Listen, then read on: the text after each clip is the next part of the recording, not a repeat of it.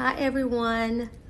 Thank you for coming and welcome to day 1 of the 5 days of discovering your purpose. You know, in recent years, a lot of people have been throwing around the term purpose and discovering your purpose. But over the next 5 days, I want to give you strategies that's going to help you do just that. Now, before I give you some very tangible methods and questions to explore, I want us to first talk about the importance of self-evaluation and trust in the process. Because the truth is, you won't get an understanding of your purpose without doing that. Okay? I want you to understand that when I say self-evaluation, this is not something that's going to take forever. But it is going to require you to go to that deep, deep place and to sometimes go to that place that you don't want to go. You see, the self-evaluation step will consist of taking an honest look at your life right now. What do you have or don't have? What have you done with the time that you've been given on this planet? What decisions have you made? Because I want you to understand that whatever your life is today, whether good or bad, is due in large part to the decisions and choices that you've made. Now, that statement is not designed for you to beat yourself up or to get stuck in condemnation, but it is simply the acknowledgement that no one has the power to write your or my story. You hold the pen, and you get to write your own story. And if you don't like the story, you get to turn the page and write a different one. So, what does that mean? For many of us, it means acknowledging that we have not always made the best decisions. And then it means forgiving ourselves and giving ourselves grace for doing the best that we could with the information that we had at the time. What I mean is, even when we made bad decisions, most of us were still operating from what we had to work with. We sometimes made those decisions through the lens of low self-esteem, poverty and lack, depression, rejection, betrayal, neglect, and sometimes even abuse. Sometimes we made those decisions out of love and faith and with the best decisions, but we were let down. No matter what the reasons are or were, I want you to acknowledge it, forgive yourself, and then realize that every good and bad thing that happened in your life is a part of the beautiful, complicated story that is you. So, this leads me to the next step of trust in the process. Today, I want you to carve out some quiet time and just sit with yourself. Allow yourself to detach from all of the external noise and just spend time in meditation and in deep connection with yourself. Don't be surprised if there are tears, and don't you dare stop them. I want you to allow the tears, invite them, and then appreciate them, because those tears are evidence that you are embracing the process and you are clearing the way for your next level.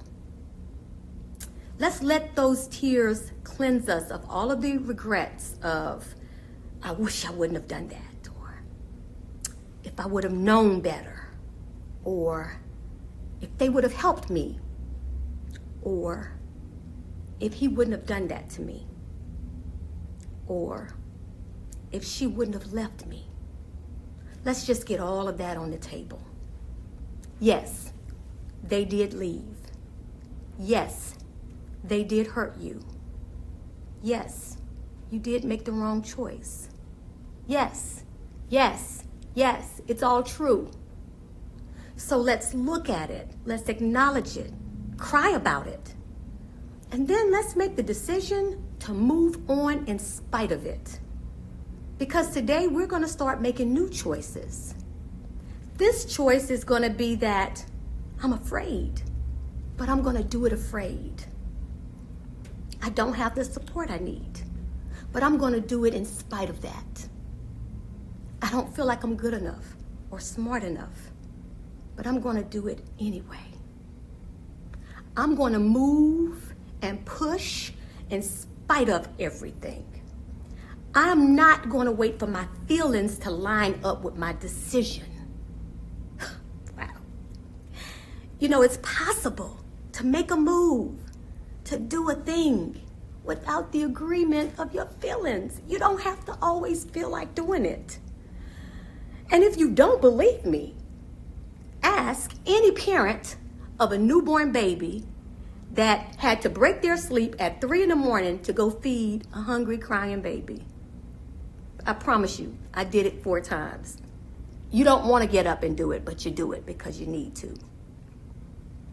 So, before I give you a few questions that I'm going to want you to write down and answer as part of your homework, I want to just recap the process for today's challenge. First, we're going to take an honest inventory and assessment of where you are now. Are you where you want to be? Is there something missing? And then next, we're going to acknowledge the choices, decisions, and situations that created the life that you have now, the life that you are living now. And if necessary, I want you to forgive yourself. And then lastly, I want you to understand that you are the author of your own story, and you can turn the page and start a new chapter whenever you choose. And I want you to understand that everything that has happened in your life, the good, the bad, the ugly, the tragic, can be rewritten and reframed. Because think about this, you're stronger because of it. You're wiser because of it. You have more mercy for others because of it. You survived. You are a survivor. And let me tell you how I know this to be true.